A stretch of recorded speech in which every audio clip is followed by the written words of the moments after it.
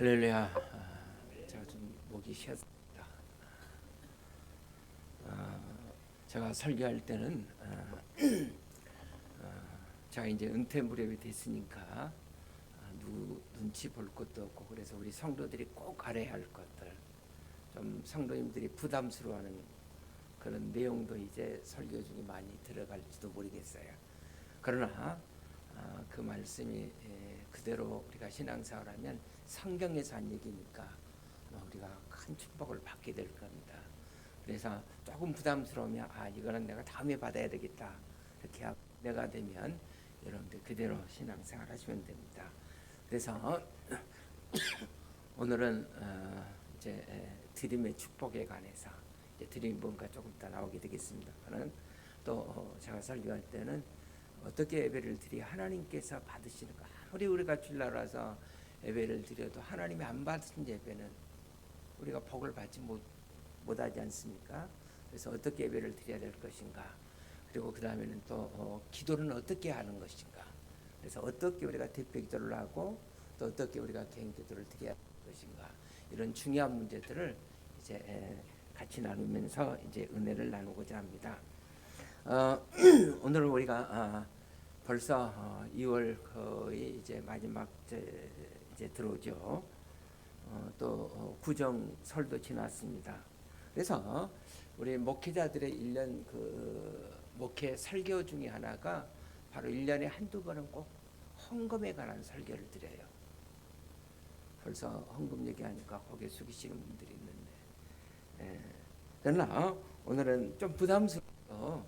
이것이 바로 우리 성도들의 삶에 축복받는 문제이기 때문에 이제 돈 얘기를 좀 하려고 합니다. 불신자들이 교회에 나오기 꺼려하는 그 원인을 조사해 봤더니 항상 변화없이 첫 번째 1순위가 뭐냐면, 교회 가면 돈 얘기를 많이 한다, 그 얘기였어요. 그런데 오래전 우리 종교개혁자고 보수신학자이고 우리 장로계를 만드신 장칼빈 목사님은 당시의 교회를 가르쳐서 오늘의 교회 문제는 돈 얘기를 많이 하는 것이 아니라 돈에 대해서 바른 얘기를 하지 않는 것이 문제다라는 말씀을 남겼습니다. 여러분, 돈 얘기는 매우 중요하고 필요합니다. 여러분, 성경에 보면 예수님께서 돈 얘기를 많이 하셨을까요? 적게 하셨을까요? 아니면 제자들이 부담스러울까 봐서 안 하셨을까요? 둘 중에 하나예요. 아니면은 여러분, 예수님께서 돈 얘기를 많이 하셨을까요? 적게 하셨을까요? 우리가 성경에 보면 굉장히 많이 하셨어요. 우리가 신약 성경 이 복음서에 보면 예수님의 교훈의 6분의 1은 다 돈과 관련된 교훈들입니다. 또 예수님의 비유를 읽어보시면 예수님의 비유 가운데 3분의 1은 다 돈과 관련된 말씀입니다. 우리가 잘 아는 달란트의 비유 아시죠? 제가 보면 거기라도 끄떡끄떡 하시기 바랍니다. 아시죠? 예. 이 달란트가 그 당시 화폐 단위, 다시 말하면 돈에 관한 문제예요. 여러분, 포도 품삯분의 비유 역시 돈에 관한 말씀입니다. 1만 달란트 빚진 사람의 얘기, 또 우리가 너무나 잘 아는 어리석은 부자의 얘기, 또 불의한 돈으로 친구를 사귀는 얘기. 자, 이것은 다 돈에 관한 말씀이에요. 자, 예수님은 이런저런 비유를 말씀하시면서 누가복음 16장 10절에서 이렇게 말씀하셨습니다. 지극히 작은 것에 충성자는 큰 것에도 충성되고 지극히 작은 것에 불의한 자는 큰 것에도 불의하니라. 여기서 지극히 작은 것이라는 것은 돈에 대한 관리를 말씀해 주고 있습니다. 영성운동으로 많은 사람들에게 큰 감명을 주었던 리차드 포드 목사님은 이런 말씀을 하셨어요. 사람들의 돈에 대한 태도를 보면 하나님에 대한 태도를 알 수가 있다. 돈은 영성의 척도가 된다는 말씀을 남겼습니다. 유명한 신학자인 헬루드 피케트는 그리스도인의 영성의 출발점은 바로 돈의 문제 11조에서부터 시작이 된다라는 말씀을 하셨습니다. 저도 전적으로 이 말씀에 동의합니다. 오늘 제가 설교하기 힘든 이 11조에 관해서 말씀을 드리는 것은 우리 성도들을 힘들게 하기 위해서가 아니라 우리가 지금 정말 경제적으로 힘들고 어려운 시대를 살아오고 있지 않습니까? 그러나 성경에 등장하는 아브라함처럼 모든 사람들에게 존경받는 성경적인 축복의 삶을 살았으면 좋겠다. 그런 측면에서 오늘은 여러분들에게 돈의 문제 11조에 관한 말씀을 드리려고 합니다. 본문에 보면 믿음의 조상이라고 부르는 아브라함에 대한 11조의 말씀이 기록이 되어 있어요.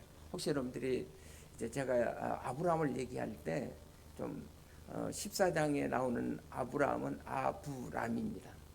그리고 이제 이 아브라함이 17장에서는 어떤 이름으로 바뀌죠? 김상현으로 바뀝니까? 아브라함으로 바뀌어요. 그러니까 14장까지는 아브람, 그 말이 그 말 같은데, 그 다음에 17장에서부터는 이제 아브라함. 그래서 제가 표현이 혹시 아브라함으로 이렇게 표현이 돼도 아브람이구나, 그렇게 여러분들 이해하시면 됩니다. 자, 오늘 본문의 배경인 창세기 14장은 소위 이스라엘 팔레스타인 땅에서 요단강 동쪽 편 지역에서 삶의 터전을 이루고 살고 있었던 이제 그돌라오멜이라는 사람을 중심으로 해서 4명의 왕이 요단을 건너 이스라엘 가나안 땅을 침략하는 데서부터 오늘 14장의 말씀이 시작이 됩니다. 자, 14장 1절을 우리 한번 같이 보실까요? 시작. 당시에 아부벨과 엘라사왕 아리옥과 엘라왕 그돌로멜과 고이망 디다리. 자, 1절에 나오는, 여기에 나오는 그 지역을 다스리고 있었던 왕. 그러니까 여기 왜 왕이 이렇게 많은가? 여러분 그렇게 이해될 수도 있는데, 그 당시는 소국가, 우리나라 얘기하면 뭐 전라남도 하면 전라남 도지사, 뭐 경상도 도지사, 이쯤 되는 분들이에요. 그러니까 소지역을 다리고 있었던 분봉왕들입니다. 자, 이 동쪽에 4명의 1절에 나오는 왕들이 그돌라라는 왕이 중심이 돼서 요단강을 넘어 팔레스타인 가나안 땅을 이제 침공을 하기 시작합니다. 자, 이때 침공을 받은 사해 지방 남쪽의 소돔과 고모라 지역을 중심으로 그 지역을 다스리고 있었던 다섯 왕이 그들의 침공에 대비해서 다시 이제 대항을 하게 돼요. 자, 전쟁이 일어나게 된 원인, 그 동기가 이제 4절에 기록이 되어 있어요. 우리 4절을 한번 같이 보실까요? 시작. 이들이 12년 동안 그돌라오멜을 섬기다가 13년에 배반한지라. 자, 그러니까 이것이 이제 전쟁의 동기가 된 거예요. 제 13년에 그들이 배반을 하게 됩니다. 왜 배반했습니까? 그들은 약속 국가이기 때문에 동쪽에 있는 큰 나라들에게 이제 조공을 바치면서 아마도 우리를 좀 보호해달라, 그렇게 안보를 보장받았던 것으로 생각이 되어집니다. 그런데 어느 날 그들이 지금까지 쭉 자신들에게 바쳐왔던 조공을 더 이상 바치지 않았어요. 그래서 여러분 14장 1절에 등장하는 오늘 본문의 말씀에 나온 대로 4명의 왕들의 입장에서 보면 자신들을 반역한 일종의 반역으로 본 거예요. 그래서 이들이 두면 안 되겠다고 해서 경계선을 넘어서 이 4명의 왕이 연합군을 형성해서 가나안 땅을 이제 침략하게 됩니다. 그리고 5절, 6절, 7절에 기록된 이 5개의 도시를 침략해서 초토화시키고, 그리고 많은 사람들을 포로로 이제 재물을 비롯해서 탈취하고 많은 사람들을 포로로 이제 잡아가게 됩니다. 자, 이런 가정 속에서 누구도 아브라함의 조카였던 롯도 포로가 되어서 끌려가게 돼요. 자, 이런 상황을 알게 된 아브라함이 그대로 가만히 있을 수가 없었어요. 그래서 여러분 14장 14절을 한번 같이 한번 보실까요? 시작. 아브라함이 그의 조카가 사로잡혔음을 듣고 집에서 길르고 훈련된 자 318명을 거느리고 단까지 쫓아가서 그랬어요. 그러니까 아브라함이 그 소식을 듣고 가만히 있을 수가 없었어요. 그래서 자기 집에서 길렸던 종들, 일종의 사병으로 나와 있는데요, 318명, 숫자는 많지는 않지만은 이들을 데리고 자 북쪽 저 이스라엘 단까지 쫓아갑니다. 그리고 15절에 있는 말씀을 이제 또 다시 보시기를 바랍니다. 그와 그의 가신들이 나뉘어 밤에 그들을 쳐부시고 다메섹 연편 호박을 쫓아가 그랬습니다. 일종의 이제 아브라함이 뭐예요? 기습 작전을 통해서 이제 대승리를 거두게 된다는 얘기예요.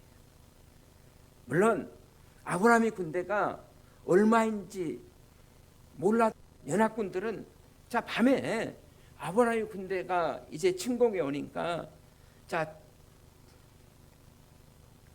전쟁을 하게 된 이제 그 연합군들은 뭐 좌우 충돌하게 되지 않겠어요? 그래서 아브라함이 이제 그 기습 작전을 통해서 대승리를 거두게 됩니다. 자, 이런 기적적인 대승리를 얻고 이제 아브라함은 전쟁에 승리한 개선 장군이 되어서 이제 승리의 카프리들을 펼치면서 돌아오게 돼요. 그 가정의 말씀이 이제 17절 전반절이 기록이 되는데요. 아브라함이 구돌라오멜과 그와 함께 한 왕들을 쳐부수고 돌아올 때 소돔 왕이 사호 골짜기 곧 왕의 골짜기로 나와 그를 영접했고 그 다음에 이제 18절을 보시길 바랍니다. 자 같이 보십시다. 시작. 살렘 왕 멜기세덱이 떡과 포도주를 가지고 왔으니 지극히 높으신 하나님의 제사장이었더라. 자 이렇게 승리하고 돌아온 아브라함을 맞이하고 환영하는 행렬 가운데 누가 있었어요? 제사장이 있었어요. 그가 누구였다고 그러면 살렘 왕이었어요. 그리고 19절에서 제사장이 이제 아브라함을 축복하는데 자 그가 아브라함에게 축복하기를 천지의 주제이시오. 그 다음에 뭐예요? 지극히 높으신 하나님이여 아브라함에게 복을 주옵소서 그랬어요. 그러니까 19절에서 이렇게 이제 기습 작전을 통해서 그 거대한 연합군을 물리치고 돌아온 아브라함에게 제사장이 이제 하나님으로 축복을 줬을 때 이제 20절에 있는 말씀을 보시길 바랍니다. 자, 너희 대적을 내 손에 붙이신 뭐예요? 지극히 높으신 하나님을 찬송할지라 하며 그랬어요. 그래서 아브라함이 이제 전쟁의 승리에서 탈취한 그것의 그 탈취물에 관해서 얼마를 10분의 1을 그때 멜기세덱에게 드렸더라 그랬어요. 너희 대적을 내 손에 붙이신 지극히 높으신 하나님을 찬송할지라 하며 그랬어요. 그래서 아브라함이 감격해 하면서 그 얻었던 전리품에서 10분의 1을 멜기세덱에게 주었다 그랬어요. 여러분 이것이 바로 성경에 나오는 최초의 뭐예요? 11조의 사건이라고 할 수가 있습니다.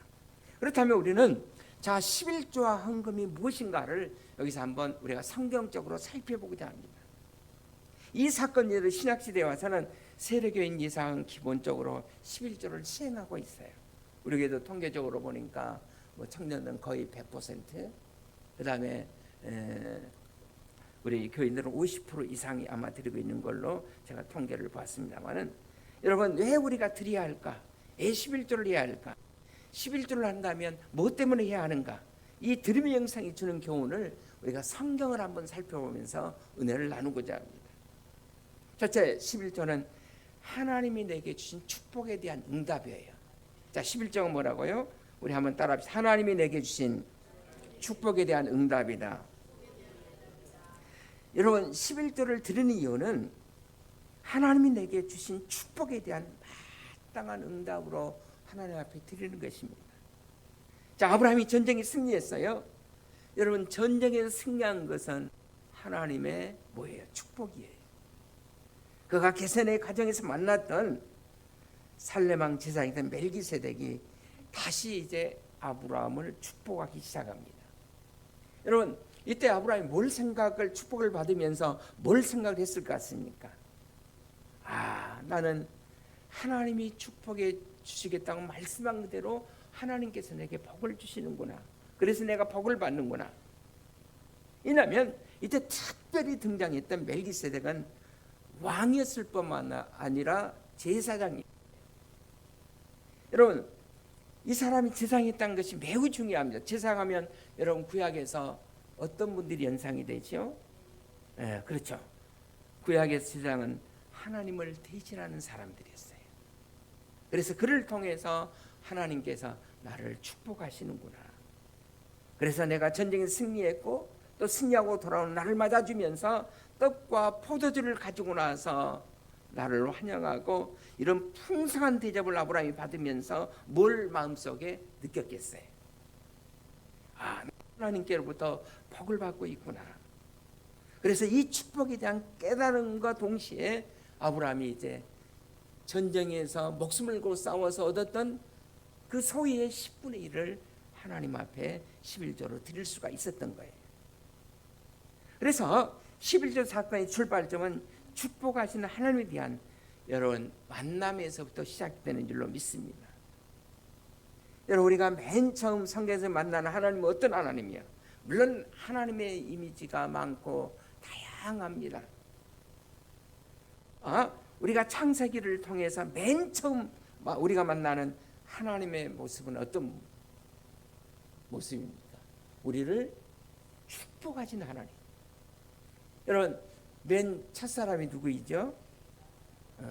저만 노려보지 말고 나는 아니고 맨 첫사람이 누구예요? 아담과 하와를 창조하시고 하나님께 창세기 1장 28절에 있는 말씀에 보시면 그들을 이렇게 축복해요. 우리 화면을 보십시다. 시작. 그들에게 말씀하시기를 생육하고 번성하라. 땅에 충만하라. 땅을 축복하라. 그리고 땅을 다스리라 그랬어요.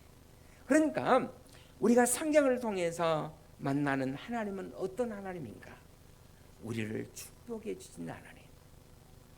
하나님은 여러분들을 사랑하실 뿐만 아니라 우리를 축복하고자 하신 하나님이에요. 믿습니까? 여러분과 제가 지금 이 땅에 살고 있는 이유, 여러분 하나님의 축복 때문이라고 여러분이 믿으십니까? 우리가 생존하고 있는 것, 우리가 숨쉬고 살고 있는 것, 우리가 일할 수 있다는 것, 우리가 결혼하고 자녀를 낳고 가정을 꾸미고 그리고 우리가 일을 할 수 있는 것, 이 모든 것이 하나님이 나에 대한 축복이다. 이 사실을 믿으시기 바랍니다.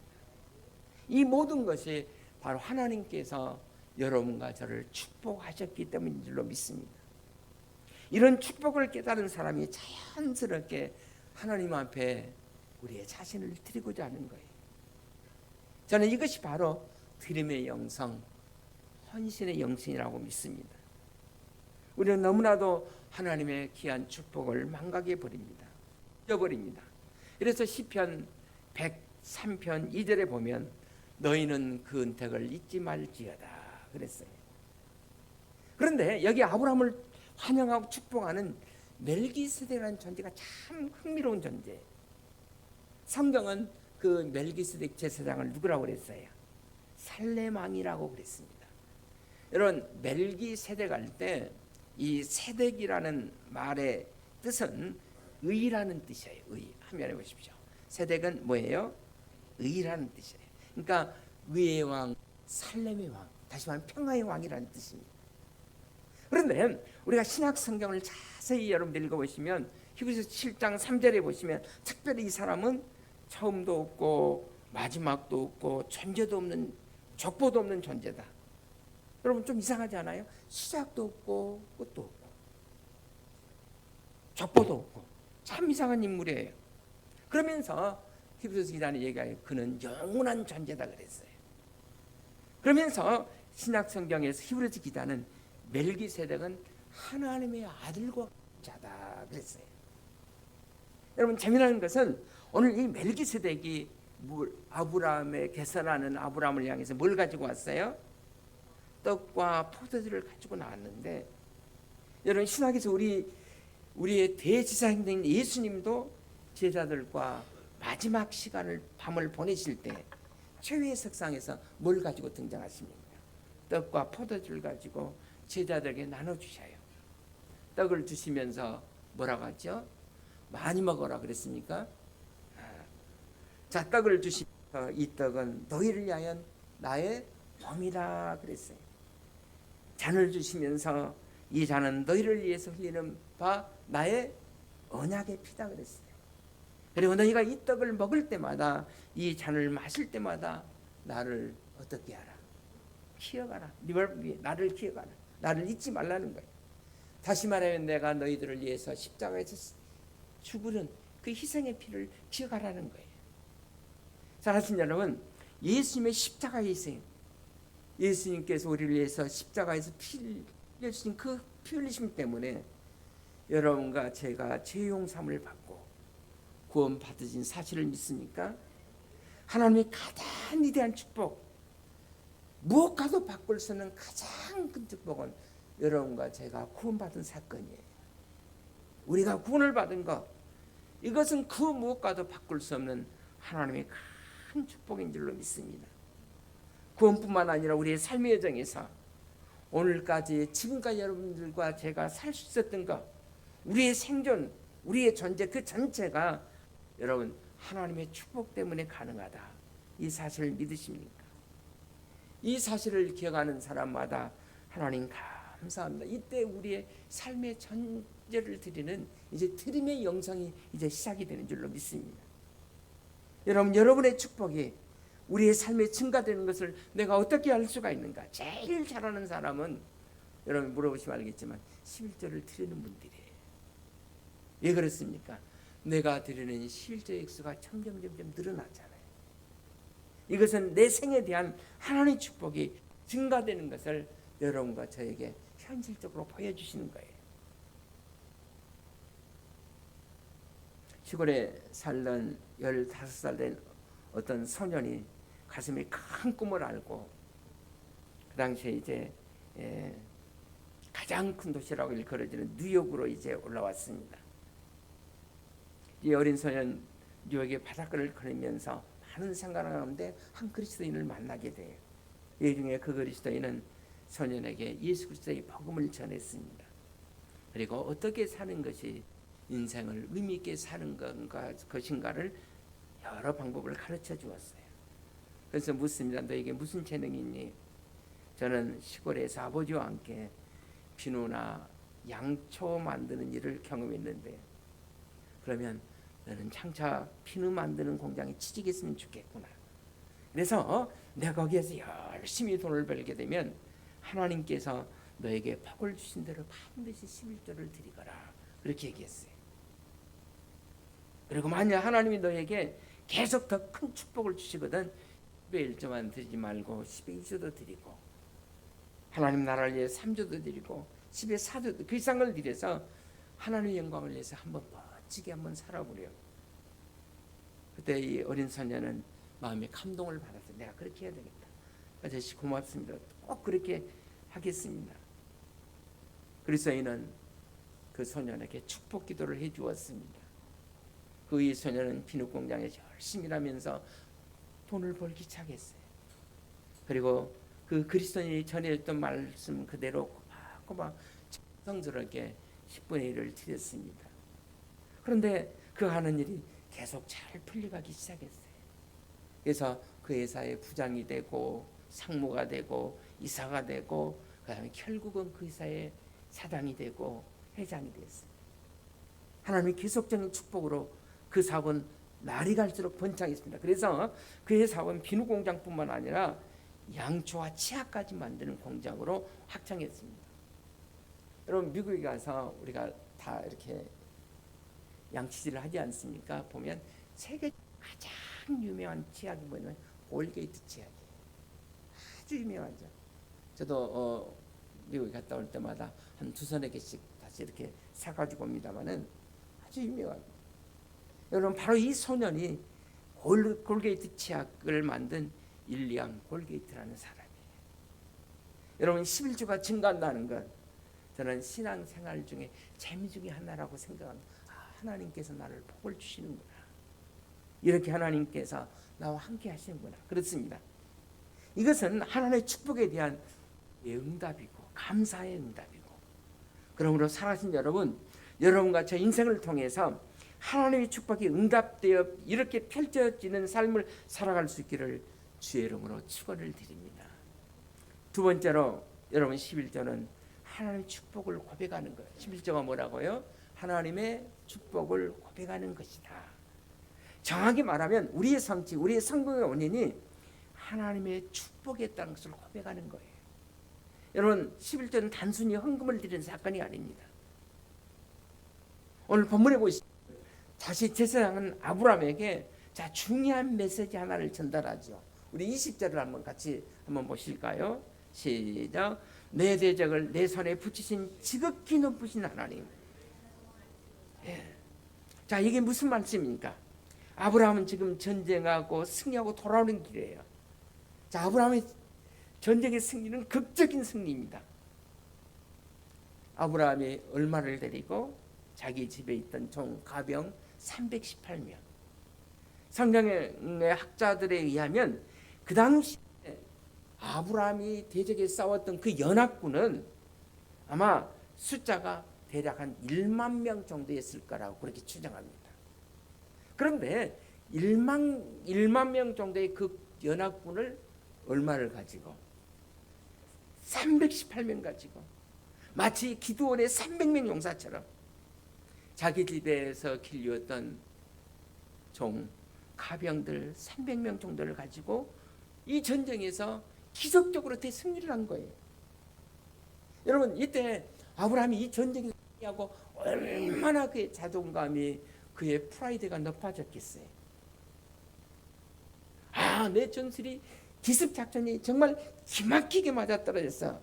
그런데 여러분, 우리가 가장 조심해야 할 순간이 있다면 어느 때인 줄 아세요? 성공 다음이에요. 우리가 성공한 다음에는 어느 정도 이제 자존감이 높아지고 자만감이 생기고 자신의 이제 프라이드가 높아지기 시작합니다. 이러다 보면 자만감이 생기고 그리고 그 다음에는 반드시 따라오면 그것이 뭐예요? 죄를 짓게 돼 있어요. 여러분, 어떤 죄 짓기가 가장 쉽습니까? 우상 숭배의 죄. 어떤 우상 숭배의 죄일까요? 나를 하나님보다 더 높이고 싶어하는 죄. 그래, 내가 이렇게 했단 말이야. 그것이 하나님의 도움, 하나님의 은혜, 하나님이 함께 했음에도 불구하고 모든 영광을 자신에게 돌리고 싶어하는 그런 유혹을 받고 싶어합니다. 아마 아브라함도 이때 마찬가지였을 것 같아요. 내 전략은 얼마나 기막히겠는가. 나는 드디어 성공했다. 그런데 자, 하나님이 보내신 메신저인 멜기세덱은 아브라함에게 이런 메시지를 전달합니다. 내 대적을 어디에 붙이신, 내 손에 붙이신 지극히 높으신 하나님. 여러분, 이 메시지의 핵심이 뭡니까? 아브라함아, 내가 전쟁에 승리한 원인은 아브라함아, 내 작전이 있는 것이 아니야. 하나님이 내가 너를 도와준 거예요. 여러분, 왜 우리가 하나님 앞에 드기가 어렵습니까? 여러분, 돈은 얼마나 아까운 거예요. 내가 밤새도록 땀을 흘리지 않고 노력하고 헌신해서 얻은 거. 이 돈이 어떤 돈인데? 내가 정말 열심히 해서 번 건데. 그런데 내가 여러분 일할 수 있었던 이 건강, 여러분과 저에게 누가 주셨어요? 하나님이 주셨어요. 여러분, 그렇게 얻었던 지혜 어디서 온 것입니까? 하나님께서 내게 건강 주시고 내게 지혜 주시고 주께서 여러분과 저에게 좋은 환경들을 마련해 주시고 이렇게 해서 하나님께서 도와주셨다면 전적으로 우리의 삶은 누구에게 빚진 삶입니까? 하나님에게 빚진 삶이에요. 어떤 사람이 존 록펠러에게 11조를 하는지 물었습니다. 이 당시 존 록펠러는 세계적인 부자였어요. 그 어렸을 때 참으로 일해서 번 돈이 1달러 50센트.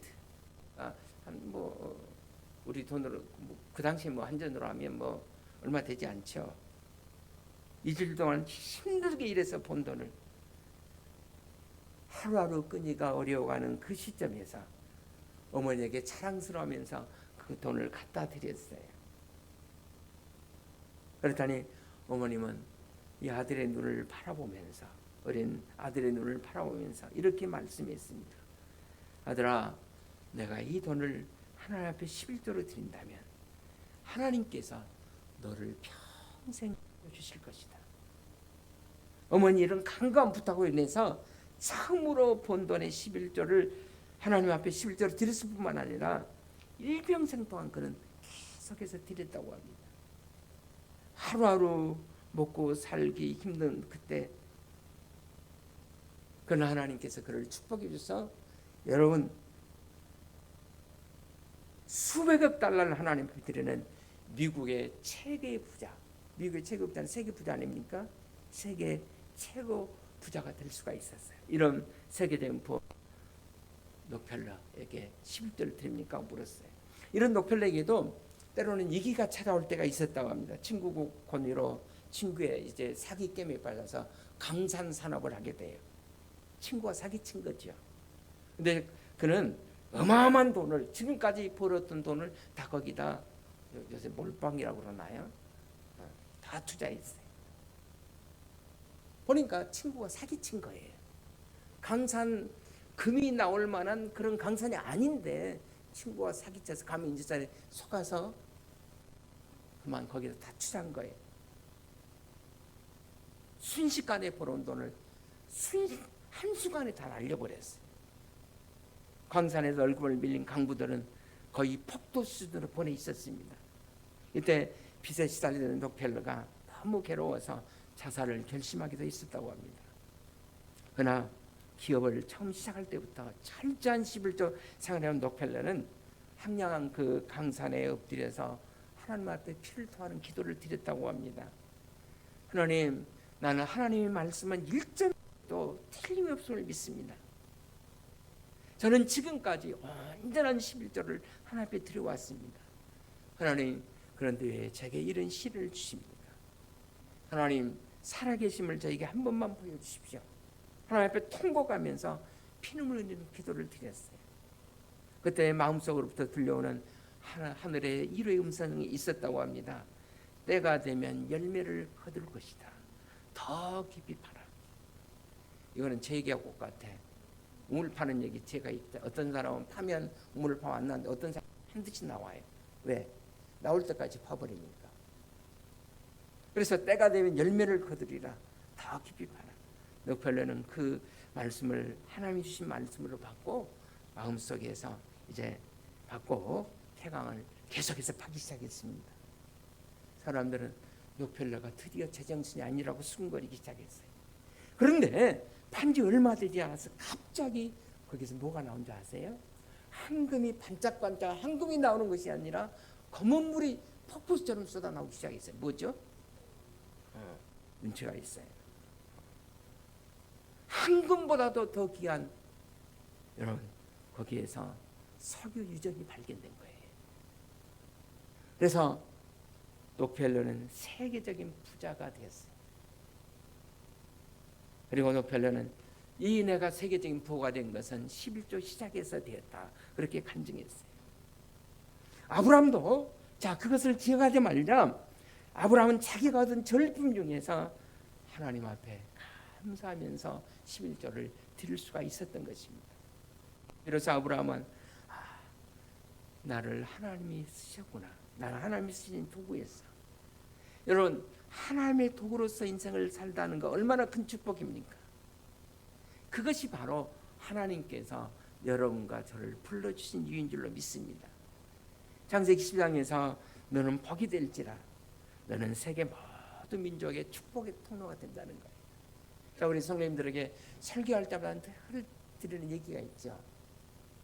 내가 믿음으로 살았기 때문에 나는 어디에 가든지 축복의 통로가 있다. 꼭 그렇게 믿으시기 바랍니다. 그러면 하나님께서 꼭 그대로 여러분들을 사용해 주세요.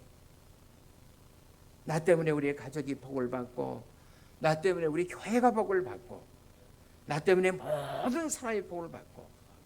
제가 가끔 얘기 드립니다마는 제가 장거리 비행기를 탈 때마다 비행기에 앉으면 항상 하나님 이 비행기 무사히 뜰 수 있도록 도와주시고 목적지에 무사히 도착할 수 있도록 도와주세요. 그래서 간절히 기도를 드립니다. 그리고 목적지에 도착하면 여러분 비행기가 가장 위험할 때가 어느 때라고 그랬어요? 처음에 뜰 때하고 정착할 때. 그래서 목적지에 도착하기 전에 하나님 앞에 기도하면 무사히 도착할 수 있도록 도와주세요. 그리고 비행기가 무사히 안착하면 사람들은 막 일어나잖아요. 빨리 일어서 봐야 뭐 앞에 사람이 나가는 거지. 그때 제가 사람들을 둘러보면서 항상 하는 얘기가 있어요. 다 내 덕인 줄 알아라. 왜냐하면 내가 기도했기 때문에. 나 때문에 자녀들이 복을 받고 나 때문에 이웃들이 복을 받고 얼마나 큰 축복의 삶이에요. 그렇습니다. 하나님이 나라는 존재를 사용하신 것에 우리는 불과해요. 내가 쓰임을 받았다. 여러분, 나 같은 사람도 하나님 앞에 쓰임을 받았다. 얼마나 기뻐요. 그 자체만으로 여러분 감사이고 감격이지 않습니까? 내가 한 것이 아니라 주께서 나를 주셨고 하나님이 하셨고 나는 하나님의 도구로 쓰임을 받았다. 하나님 감사합니다. 그래서 내 삶의 모든 성취 원인이 하나님의 사실을 고백하는 여러분과 제가 될 수 있기를 주 이름으로 축원을 드립니다. 그 다음에 세 번째로 11조는 주님을 향한 사랑과 헌신의 상징이에요. 11조는 뭐라고 해요? 주님을 향한 헌신의 상징. 여러분, 그리스도인의 희생이라는 것은 일종의 여러분 씨를 뿌리는 것과 같습니다. 여러분, 씨를 뿌릴 때는 땀을 흘려하고 온갖 수고와 기조한 시간을 들여야 하지만은 여러분, 이런 희생에는 반드시 약속이 돼 있어요. 우리가 그 열매를 바라볼 수 있다면 그 씨 뿌림은 힘들어도 힘들지 않습니다. 우리 그리스도인들이 이 비밀을 안다면 이 약간의 희생은 여러분 두려워할 필요가 없어요. 재미있는 인도의 사람입니다. 옛날에 들은 기억이 있는데요. 인도에 거지 한 사람이 있었는데 그는 늘 안궁 근처의 그 다리에서 거지 생활을 하고 있었대요. 그래서 오는 이 다리를 지나가는 임금이 한 번이라도 자기에게 적선을 해주신다면 평생 거지 생활을 안 해도 된다는 그런 신념이 있었어요. 기대가 그에게 있었어요. 그 당시 왕은 마자라는 유명한 왕이었는데 그는 유명한 정복자였을 뿐만 아니라 황금을 만드는 마술의 힘을 가지고 있었다고 합니다. 그래서 이 거지는 그 왕을 더욱더 그 다리에서 한 번이라도 좋으니 만나기를 소원하고 있었어요. 드디어 어느 날 마자라 왕이 다리를 지나가다가 갑자기 마차를 정지하고 서더니 자기를 내려다봤습니다. 그리고 자기를 커머 불렀어요. 넌 나에게 무엇을 해줄 수가 있느냐 묻더랍니다. 그래서 이 거지는 예 왕이시여 저에게 황금 한 조각만 주신다면 당장 이 거지 생활을 청산하겠습니다. 그랬더니 왕은 그에게 그러면 너는 나에게 뭘 해줄 수 있느냐? 그랬더니 거지는 저는 왕에게 드릴 것이 없습니다 라고 대답했습니다. 그랬더니 왕이 다시 묻기를 그러면 지금 내가 가지고 있는 것이 뭐냐 그랬어요. 네, 저에게는 이 거지 밥통인 깡통 안에 밥 몇 알밖에 없습니다. 왕은 다시 그에게 내가 가진 밥알을 나에게 다 줄 수 있니 물었습니다. 거지는 투덜거리면서 이 거지를 도와주지 못할 망정 거지의 밥알까지 뺏어가다니 허이참 하면서 그것도 부실한 밥알 5개를 골라서 왕에게 드렸다고 합니다. 그때 왕이 그것을 받아가지고 싹 입싹 씻고 여러분 가버렸어요. 얼마나 여러분 거지가 실망했겠어요. 아니 거지에게 적선을 해도 부정이 없을 그가 오히려 내 밥알까지 가지고 가다니 너무나도 한편은 화가 났습니다. 그리고 집에 와서 그 거지 밥통을 열어봤더니 아니 이거 웬일입니까? 그 안에 부실한 황금알 5개가 정확히 들어있었다고 합니다. 여러분 이때 여러분 거지의 느낌이 어땠다고 생각하십니까? 내가 이럴 줄 알았으면 이런 왕의 마음을 알았더라면 이 밥통 안에 깔려있는 이 밥알들을 송두리째 그냥 다 드리는 건데 아니 깡통까지 드리는 건데 여러분 우리 하나님이 무엇가 부족해서 여러분과 저에게 헌금을 요구하고 희생을 요구하겠습니까? 어떤 의미에서 보시면 하나님은 여러분과 저를 모하도록 하기 위해서 축복하기 위해서 또 우리가 그 나라의 기쁨으로 동참하기 위해서 여러분과 저에게 드림의 헌신을 요구한 줄로 믿습니다. 궁극적으로 우리의 믿음과 인생을 부여하게 하는 그 방법이 바로 누구에게 있어요? 하나님에게 있어요. 오늘 본문에 보면 아브라함이 10분의 1을 드렸는데 그것이 하나님께서 드리라고 해서 아브라함이 멜기세덱 제사장에 드렸습니까? 아니에요. 하나님 명령한 적 없어요. 너 그거 제사장에 드려라 그렇게 얘기한 적 없습니다. 아브라함은 어떻습니까? 자발적으로 드렸어요. 자원에서 그렇게 헌신한 겁니다. 명령이 아니어도 차원에서 드린 거예요. 그런데 이것이 아브라함 위에 아름다운 믿음의 이제 전통으로 계승되어집니다. 아브라함이 최초로 11조를 드린 이 사건 이후에 그로부터 500년이 지나서 이제 모세가 이제 등장하죠. 그리고 모세 시대 이제 11조가 율법화 되기 시작해요. 여러분 11조의 정신의 핵심이 뭔지 아십니까? 내가 가진 것에서 10의 1조를 띈다. 그것이 절대 아니에요. 10의 전체를 띈다는 의미입니다. 여러분 우리가 10이라는 숫자는 성경에 보면 만수를 상징합니다. 어떤 수라고요? 만수. 옛날 우리가 그 어린아이들에게 이제 숫자를 가르칠 때 하나, 둘, 셋, 넷 이렇게 하고 아홉, 그 다음에 손가락 하면서 열 그러지 않아요. 꽉 찬 수. 전체를 가르치는 겁니다. 다시 말하면 이 내 삶의 모든 것이 하나님의 것이라는 거예요. 모든 것을 하나님께 저에게 주셨습니다. 이 전체를 주셨습니다. 여러분 10분의 1을 구체적으로 든다는 것은 내 삶의 전체가 주님의 것입니다 라는 고백이에요. 내가 10분의 1을 드릴 때 단순히 10분의 1을 드리는 거 아니에요. 전체 상징으로 내 존재를 드린다는 표시로 주님 앞에 10분의 1을 구별해서 드리는 겁니다. 자, 우리가 어떻게 하면 전체를 드릴 수가 있는가? 그것은 나에게 주님은 자신의 전체를 주셨어요. 하나밖에 없는 아들을 나를 구원하기 위해서 죽이면서까지 여러분과 저를 사랑하신 분이에요. 왜 타이틀이 뭡니까? 하나님은 사랑이라고 했어요. 여러분들이 자녀를 사랑하게 되면 다 드려도 계속해서 부족함을 느끼잖아요. 이것이 바로 누구의 마음이에요? 유리야, 우리야. 그것이 아버지의 마음이에요. 우리가 어떻게 하면 전체를 드릴 수 있는가? 여러분 그분을 꼭 바라볼 수 있기를 바랍니다. 흥미로운 사실은 멜기세덱 제사장이었던 그 제사장이 아버지를 만났던 그 장소가 창세기 14장 17절에 보면 어디예요? 왕국이라는, 그러니까 킹스밸리 왕국이라는 장소에 있습니다. 우리 같이 한번 화면 보시면 읽을까요? 시작. 아브라함이 그돌라멜과 함께 한 왕들을 잡수고 돌아올 때 소돔 왕이 사억 골짜기 곧 왕의 골짜기에 나와 그를 영접하였고 그랬어요. 왕의 골짜기에 나와 그를 영접하였고. 자, 아브라함이 그돌라오멜과 그 함께한 왕들을 이제 연합군을 파고 돌아올 때, 자 소돔 왕의 골짜기, 킹스 왕의 골짜기에서 그를 어떻게 했다고요? 영접했다. 성경의 신학자들이 이 골짜기를 굉장히 중요시하게 여깁니다. 감난산과 예루살렘 성전 사이는 교국이 있을 거라고 생각합니다. 나중에 이 골짜기가 기드론 계곡이 되는 거예요. 그리고 거기에 뭐가 있어요? 우리 주님이 십자가에 달리신 어디? 겟세마네 동산에 있어요. 예수님이 십자가를 치기 전날 밤에 마지막 그분은 이 기드론 골짜기를 건너가 겟세마네 동산에서 통곡의 기도를 드리십니다. 그리고 겟세마네 동산에 들어가기 직전에 초의 만찬을 나누셨다고 말씀합니다. 그때 마치 오늘 본문에 아브라함을 만났던 제사장이 떡과 포도주를 가지고 나왔던 것처럼 우리 예수 그리스도도 떡과 포도주를 가지시고 살아가는 제자들을 만나 주셨어요.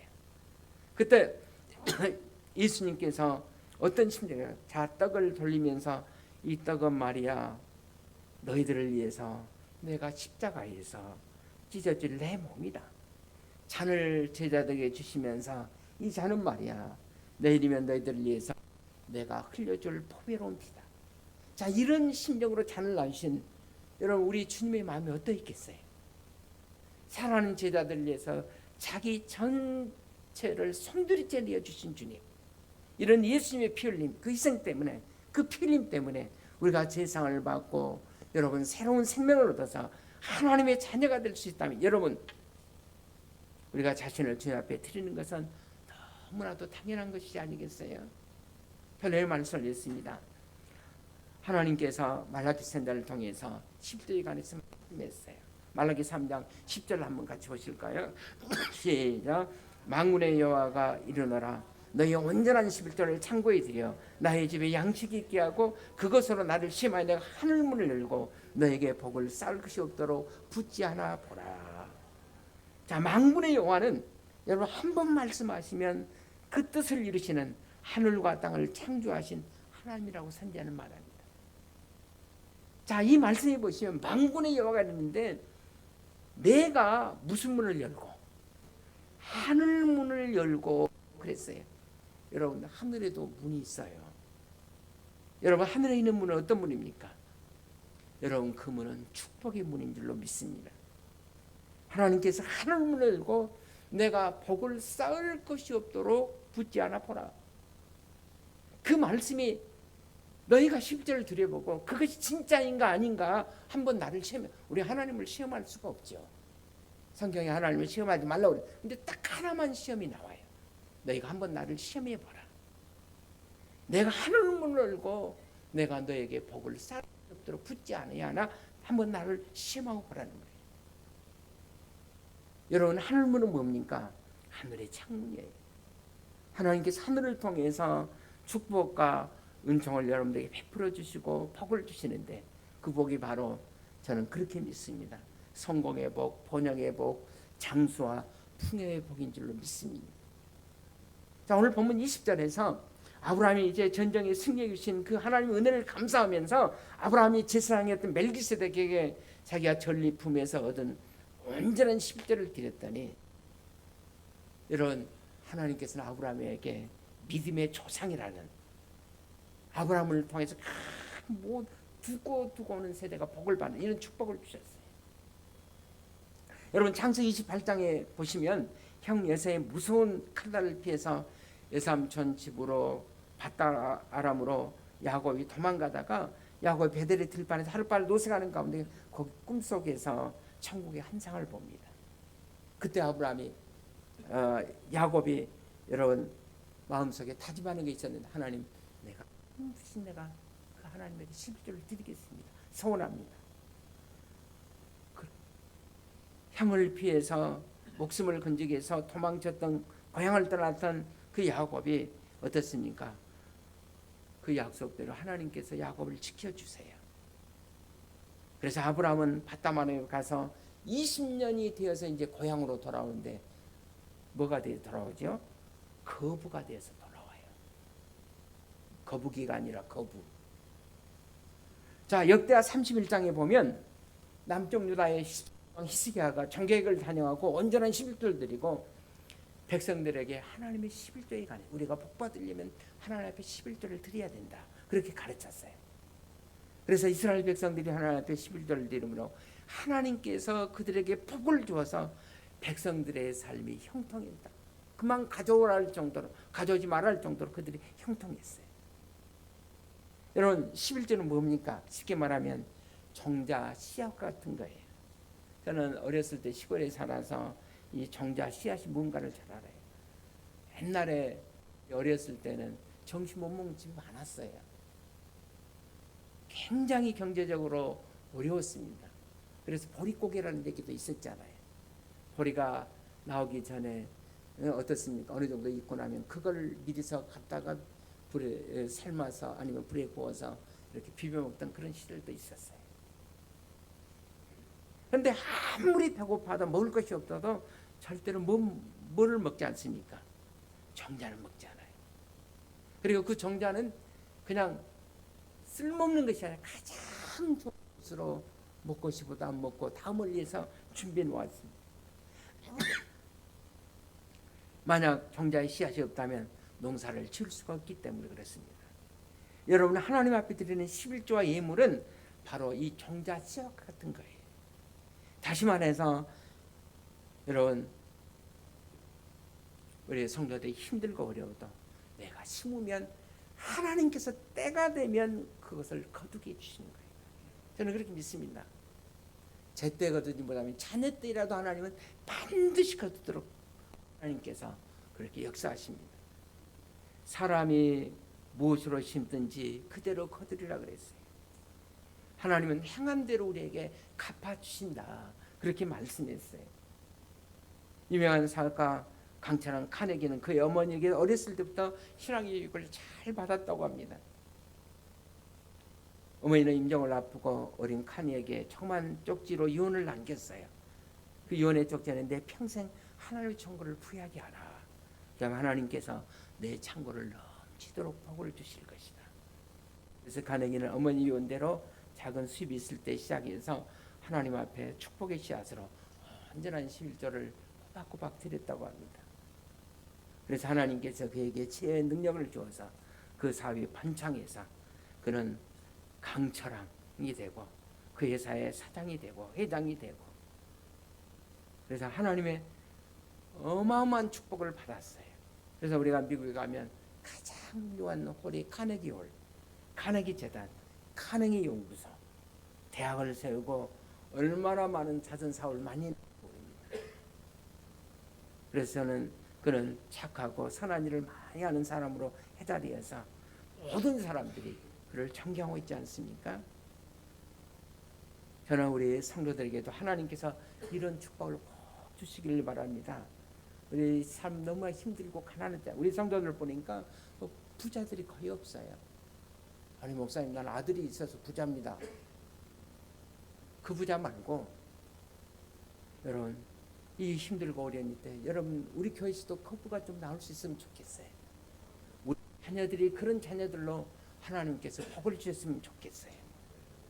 가난과 저주에 벗어나는, 그래서 하나님의 온전한 우리의 드림의 정신을 통해서 장차 우리의 교회가 풍이 되고, 그리고 여러분의 삶이 부자가 되고 거부가 되어서 많은 사람들에게 나눠주며 살아가는 우리 성도님들이 될 수 있기를 주의 이름으로 축원을 드립니다. 기도하겠습니다.